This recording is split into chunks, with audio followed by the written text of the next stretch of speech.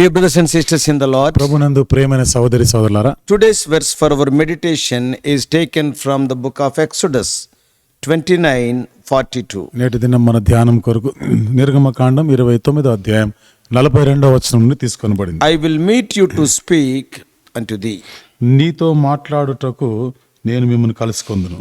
I hope that we get complacent in our daily Bible readings as we come to places like Exodus. మనం నిర్గమకాండం లాంటి ఈ ప్రాంతాలకు వచ్చినప్పుడు ఈ దేవుని యొక్క ఈ వాక్యము మనకి దాన్ని మనం చదువుతున్నాం, అర్థం చేసుకుంటున్నాం అనుకుంటున్నాను.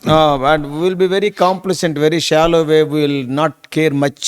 అంటే ఎక్కువగా దాని గురించి అంత జాగ్రత్తగా లేకుండా ఏదో పైకి మాత్రమే మనం చదువుతున్నాం అనిపిస్తుంది. Why? ఎందుకని? Because it is full of descriptions of the sacrifices. ఎందుకంటే ఇక్కడ అన్ని అర్పణల గురించి వివరణ And the ఉంటుంది. measurement of the tables. అక్కడ ఆ బల్ల దాని యొక్క కొలతల And గురించి, the amount of grain offerings. అక్కడ మనం అర్పించేటువంటి ఈ ధాన్యం నైవేద్యాల గురించి, And all those details. ఇట్లాంటి వివరాలన్నీ కూడా ఉన్నాయి. But if you don't pay careful attention, you will miss some real treasures that God has for you there. అయితే నువ్వు జాగ్రత్త వహించకపోతే నిజంగా దేవుడు నీకు అసలు ఏమి ఇవ్వాలనుకుంటున్నాడో దాన్ని నువ్వు కోల్పోతావు. In these verses, God says, ఈ వచనాల్లో దేవుడు చెప్తున్న మాట, at the door of the tent of the meeting before the Lord, where I will meet with you to speak to you. నేను నీతో కలుసుకోవడానికి వచ్చే ఆ గుడార ద్వారం దగ్గర వచ్చి నేను నీతో మాట్లాడటకు నేను కలుసుకుంటాను అక్కడ. That little sentence tells us some important things about what the purpose of all these things. ఈ చిన్న మాటే వీటన్నిటి యొక్క ఉద్దేశం ఏమిటిదో అక్కడ చెప్తా ఉంది. The goal is meeting the Lord. ఇక్కడ గురి ఏమిటిదంటే దేవుణ్ణి కలుసుకోవాలి. We see that the goal of all these activities in Exodus was meeting God. నిర్గమకాండం ఇవన్నీ కార్యకలాపాలు చేయడంలో ఉద్దేశము దేవుణ్ణి కలుసుకోవాలి. The tents, the animals, ఆ ప్రత్యక్ష గుడారమే గాని, జంతువులు or గాని, the sacrifices and all the stuff there. అక్కడ అర్పణలు గాని, అక్కడ ఉన్నటువంటి ఆహార పదార్థాలు అన్ని కూడా They were not ends in themselves. Only for their sake we are not going. All this just cleared the way for God's people to meet back with him. అదంతా అదొకటే కాదు, అది వారి కొరకు ఇవ్వబడిన అంత మాత్రం కాదు, వీటన్నిటి ద్వారా ఉద్దేశము దేవుణ్ణి కలుసుకోవాలని. See, notice 29:42 calls the tabernacle as the tent of meeting. 29వ అధ్యాయం 42వ వచనంలో రాయబడిన ప్రత్యక్ష గుడారము దేవుణ్ణి కలుసుకొనుటకు, దేవునితో మాట్లాడేటువంటి గుడారము. It was called the tent of meeting because God's people could meet with him. ఇక్కడ దేవుడు వారిని కలుసుకొని మరి దేవుడు వారితో మాట్లాడే దాని కొరకు అంటే గుడారం, ప్రజలు వచ్చి అక్కడ దేవుని It కలుసుకోవాలి. is called, that's why it is the tent of meeting. అందుకని అక్కడ దేవుణ్ణి కలుసుకునే దాని కొరకైనా గుడారం That was ఉంది. the purpose for all this. ఇదే ఆ ఉద్దేశం కొరకు ఇవన్నీ కూడా, That is to meet with God. అనగా దేవుణ్ణి And కలుసుకోవాలని. it says that the tent of meeting is before the Lord. ఇది దేవుని కలుసుకుంటానికి ఈ గుడారము దేవుని ఎదుట ఉన్నది, It దేవుని is సన్నిధిలో. so it is the presence of the Lord that is what is important there. ఇక్కడ ప్రాముఖ్యమైనది అది దేవుని సన్నిధి. We see again in chapter 30 verse 6, మరలా 30వ అధ్యాయం 6వ వచనం మనం చూస్తాం. where I will meet with you. అక్కడ నేను నిన్ను కలుసుకుంటాను. Again the purpose is to meet God. అక్కడ ఉద్దేశం మరలా దేవుని కలుసుకోవడానికి. He says all these commands about the tabernacle and the sacrifices and all these commandments is to allow you to meet with me. ప్రత్యక్ష గుడారము, అర్పణలు, ఈ ఆజ్ఞలు ఇవన్నీ కూడా దేవుణ్ణి కలుసుకోవడానికి కొరకే. See, the basic need of mankind is to meet the Lord. చూడండి, మానవాళికి ప్రాథమికమైనటువంటి అక్కర ఏమిటిది? దేవుణ్ణి కలుసుకోవాలి. This is what we were created for, to meet with him, దీని కొరకే సృష్టించబడ్డాం, అనగా దేవుణ్ణి కలుసుకునేదానికి, to walk in fellowship with him, దేవునితో సహవాసం కలిగి ఉండి like నడుచుకోవాలి. Adam and Eve did at first in the cool of the day. ఆదాము అవ్వలు మొదట ఆ చల్లని పూట చేసినటువంటి ఆ దినాల్లో లాగా. But their sin caused them to be cast away from the presence of God. అయితే వారు చేసిన పాపమే దేవుని సన్నిధి నుండి వారు బయటికి వెళ్ళిపోయడానికి కారణమై, And they could meet with him no longer. ఇంకా వారు దేవుణ్ణి కలుసుకోలేకపోయారు. That is what sin does. అది పాపము చేసే పని. Sin, it separates you from God. పాపము నిన్ను దేవుని నుండి వేరు చేస్తుంది. Isaiah says in Isaiah 59:2, యెషయా గ్రంథం 59వ అధ్యాయం 2వ వచనంలో యెషయా చెప్తున్న మాట, your iniquities have made a separation between you and your God. నీ దోషములే నీకు దేవునికి అడ్డముగా వచ్చినాయి. So because of our sin, mankind has struggled. మన పాపమును బట్టే మానవాళి ఎంతో ప్రయాసపడుతున్నారు. Oh, they separated from God. We were made to meet and know and love. వారు దేవునితో వేరే అయిపోయినారు. ఇక మనం దేవుణ్ణి కలుసుకోలేక దేవుని ప్రేమించలేని స్థితిలోకి వచ్చాం. Actually, we are made to meet God, to know God and to love God. వాస్తవంగా మనం దేవుణ్ణి కలుసుకోవాలి, దేవుని ఎరగాలి, దేవుని ప్రేమించాలి. అందుకు కదా సృష్టించబడ్డాం. But sin has separated this. కానీ పాపము వీటన్నిటి నుండి దూరం చేస్తుంది. So in our readings here in the Old Testament, ఇక్కడ మన పాత నిబంధనలో చదువుకునే మాటల్లో we see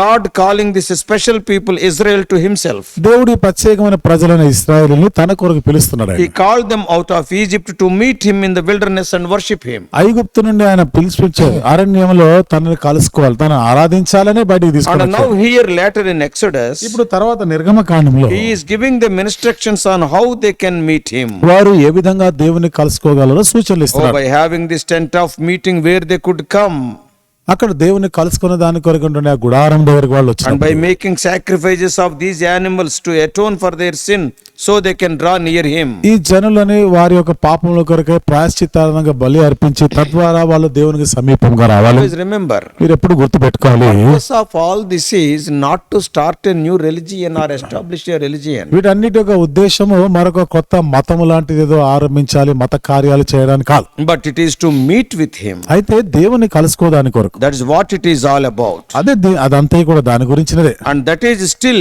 what it is all about today also. కాబట్టి అదే నేటి కూడా అదే ఉంటుంది.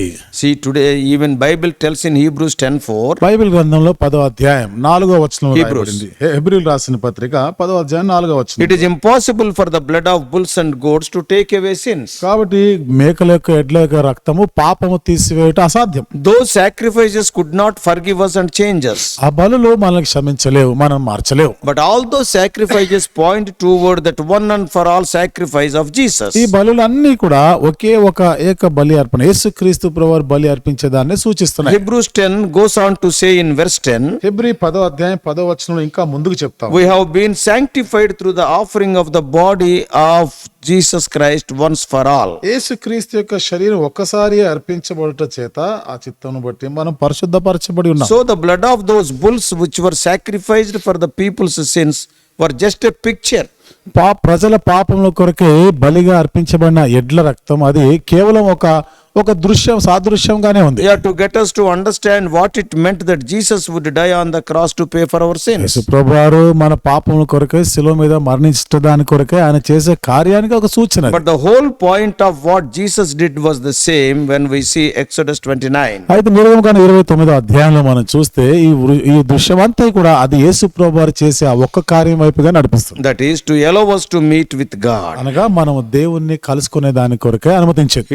He died so that our sins might be forgiven by his blood. మన పాపములు ఆయన రక్తము ద్వారా క్షమించబడే దాని కొరకు ఆయన మరణించాడు. So that when we believe in him, the Holy Spirit would come into our life, as Ephesians 1:13 says. కాబట్టి ఆయన యందు నమ్మిక ఉంచినప్పుడు పరిశుద్ధాత్మ మన జీవితంలోనికి వస్తుంది. మనం ఎఫెసీ 1:13లో మనం And we could know God and fellowship with him. దేవుణ్ణి ఎరగగలం, ఆయనతో సహవాసం And చేయగలం, we can walk with him daily as he speaks to us in his word. అనుదినం కూడా ఆయనతో నడవగలం. ఆయన రోజు తన వాక్యం ద్వారా మాట్లాడుతున్న And we can speak to him in prayer. ప్రార్థనలో మనం ఆయనతో మాట్లాడగలం. And then one day when our body dies, అప్పుడు ఒక దినాన ఈ శరీరము మృతమైనప్పుడు we will go right into the presence of God in heaven and meet with him forever. పరలోకంలో నేరుగా మనం దేవుని సన్నిధిలో ప్రవేశించి అక్కడ ఆయన కలుసుకుంటాం. And that is what it is all about. అదే అంతే కూడా దీని గురించి, Meeting with God.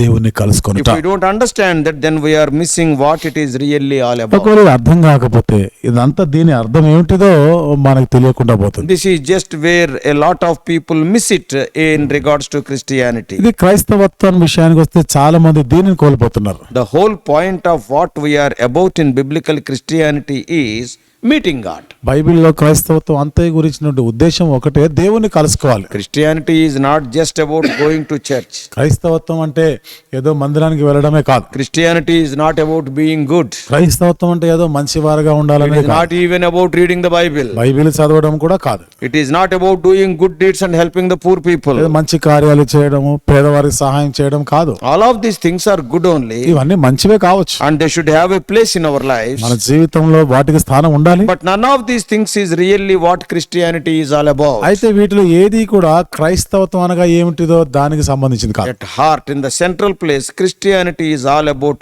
meeting God. మన హృదయాంతరంగంలో ప్రాముఖ్యమైన విషయము క్రైస్తవుడు దేవుణ్ణి కలుసుకోవాలి. If you have missed that purpose, you have missed it completely. ఈ ఉద్దేశం తప్పిపోయినావంటే ఇక నువ్వు మొత్తాన్ని తప్పిపోయినట్టే. So everything in Christianity is all about meeting కాబట్టి God. క్రైస్తవంలో ఉన్న సమస్తము కూడా దేవుణ్ణి కలుసుకొనటయే. If you don't understand it, then you are missing what it is all about. ఇది కానీ నీకు అర్థం కాకపోతే అది ఏమైందో ఆ వాస్తవికం అంతటి నువ్వు కోల్పోయినట్టు. Today many people, ఈ రోజు చాలా మంది they read the Bible, Bible చదువుతారు, but they won't meet God. కానీ దేవుణ్ణి They కలుసుకో. go to the church, మందిరానికి వెళ్తారు, they don't meet God. దేవుణ్ణి కలుసుకో. Oh, they meet all the other people and they will come back. వచ్చిన వారు అందరిని కలుసుకుంటారు, తిరిగి The వచ్చేస్తారు. main purpose of Christianity, becoming Christian, is not changing religion, but meeting God, your creator. క్రైస్తవం యొక్క పూర్తి భావం ఉద్దేశము ఒక మతముగా మార్చడం కాదు, దేవుణ్ణి కలుసుకోవడం, సృష్టికర్తని కలుసుకోవాలి. You need not change your religion. నీ మతం మార్చుకునే అవసరం లేదు, You need not change your name. నీ పేరు మార్చుకునే You అవసరం need లేదు, not change your place. నీ స్థలం మార్చుకునే అవసరం లేదు. Come to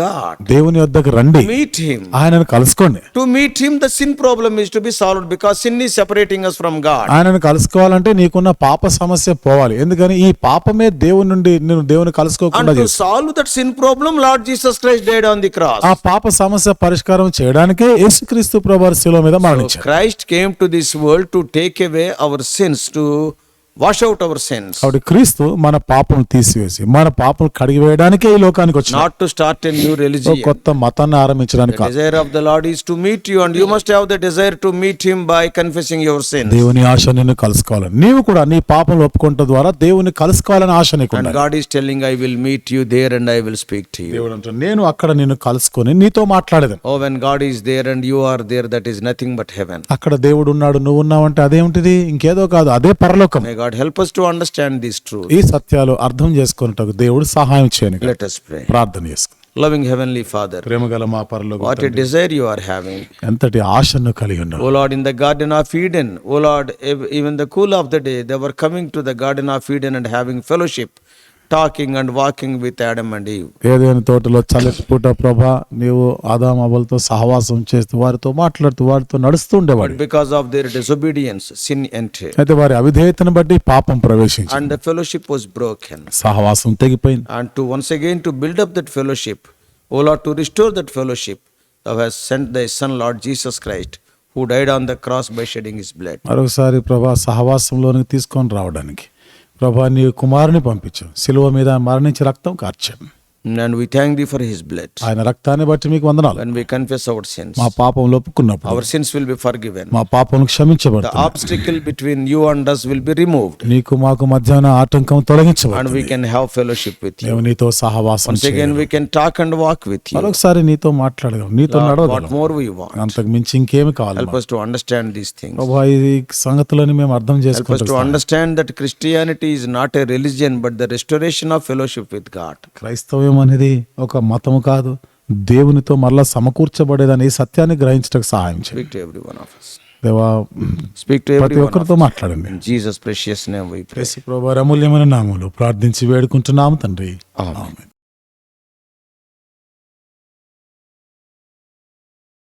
God bless you all. Please subscribe for more spiritual messages to the YouTube channel John Victor Telugu Messages.